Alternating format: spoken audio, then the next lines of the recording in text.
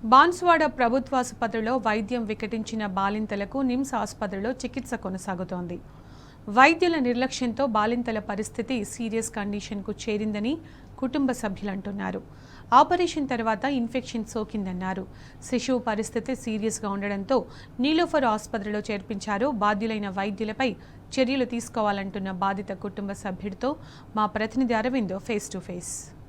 ప్రభుత్వ హాస్పిటల్ నిర్లక్ష్యానికి కూడా 5 బాలింతలకు కూడా తీవ్ర విషమైన పరిస్థితి కూడా నెలకొన్నది. బాన్స్వాడలో జరిగిన ఏదైతే సి సెక్షన్ ఆపరేషన్ వల్ల కూడా అనేక రకాలుగా ఇన్ఫెక్షన్ అయి కూడా ఇబ్బంది పడుతున్న బాలింతలకు కూడా నిమ్స్లో జాయిన్ అయ్యారు.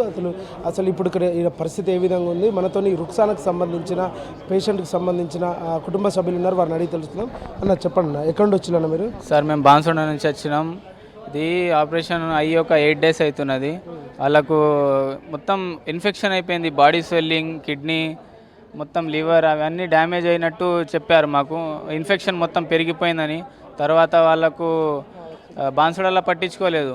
మేము మాతోటి కాదు అని వాళ్ళు చేతులు లేపారంటే మాకు నిజామాబాద్ రాపిచ్చారు. నిజామాబాద్ వెళ్ళాం. నిజామాబాద్ నుంచి మళ్ళా ఒక్కడు కూడా మాతోటి కాదు అని వాళ్ళు పూర్తిగా ఇట్లా స్పష్టంగా చెప్పేస్తున్నాను, మాతోటి అవ్వట్లేదు, మీరు కిమ్స్కి హాస్పిటల్ వెళ్ళండి హైదరాబాద్ అని వాళ్ళు రాశారంటే మేము వెళ్ళాము. ఇక్కడ కొద్దిగా ఇప్పుడు మస్తు ఇన్ఫెక్షన్ అయితే చాలా బాగా పెరిగిపోయింది. ఎంతమంది వచ్చారు అక్కడ నుండి? మొత్తం 5 members వచ్చారు. ఇంకా నెక్స్ట్ డే కూడా వాళ్ళు సిజరింగ్ చేసి ఇంకా 4 పేషెంట్ అట్లానే వాళ్ళు కూడా వచ్చారు. తర్వాత ఇప్పుడు ఎవరైతే బాబు పరిస్థితి ఎలా ఉంది, వాళ్ళని కూడా నీలోఫర్ షిఫ్ట్ చేశారని అన్నారు, వాళ్ళ పరిస్థితి ఎలా ఉంది? బాబు పరిస్థితి ఇప్పుడు కొద్దిగా మంచిగానే ఉన్నది. అయితే వాళ్ళకు కూడా బిడ్డ పాలు తాగిపించి అమ్మ పాలు తాగిపించారని దానికి ఇన్ఫెక్షన్ అయిపోయింది. అందుకోసమే దాన్ని బాబుని నీలోఫర్కి రికమెండ్ చేశారు. అక్కడ క్యూర్ అయిపోయింది, గ్లాస్లో పెట్టారు. బాబుకి ఇప్పుడు క్యూర్ అయింది, వాళ్ళకి ఇంటికి పంపించేసాం. బాబుకు పేషెంట్ని డయాలసిస్ పైన ఉంచారు. పేషెంట్స్ని ఒక 3-4 times డయాలసిస్ చేశారు సార్. అందుకోసమే కొద్దిగా యూరిన్ కూడా ఫిల్టర్ కొద్దిగా మంచిగా వస్తుంది, లైట్ ఒక 25 ml 30 ml వస్తుంది.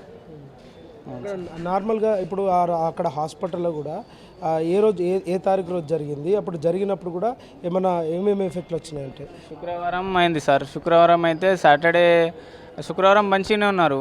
చాయ్ అన్నం మంచిగా తిన్నారు, వాష్రూమ్ కూడా మంచిగా ఉండే. తర్వాత సాయంత్రం అయ్యేటట్టుగా మొత్తం మోషన్స్ అయినాయి, వీక్నెస్ అయిపోయారు. మొత్తం ఎట్లనో చక్కెర వస్తుంది, ఎట్లా అంటే మాకు నిజామాబాద్ రాపిచ్చారు. అది నిజామాబాద్లో ఏ హాస్పిటల్ పోయినా? నిజామాబాద్ గవర్నమెంట్ హాస్పిటల్కి తరలించారు. వాడిని అక్కడ కూడా ఒక హాఫ్ డే ఉండి మళ్ళీ అక్కడ నుంచి ఇక్కడ వచ్చేసాం సార్. ఇప్పుడు ప్రజెంట్ కండిషన్ ఎట్లా ఉంది? ప్రజెంట్ కండిషన్ అయితే కొద్దిగా బాగుంది. వాకింగ్ అది ఫిజియోథెరపీ చేపిస్తున్నారు. కొద్దిగా అదే యూరిన్ ప్రాబ్లం ఉన్నది, కొద్దిగా లైట్ తక్కువ వస్తున్నది.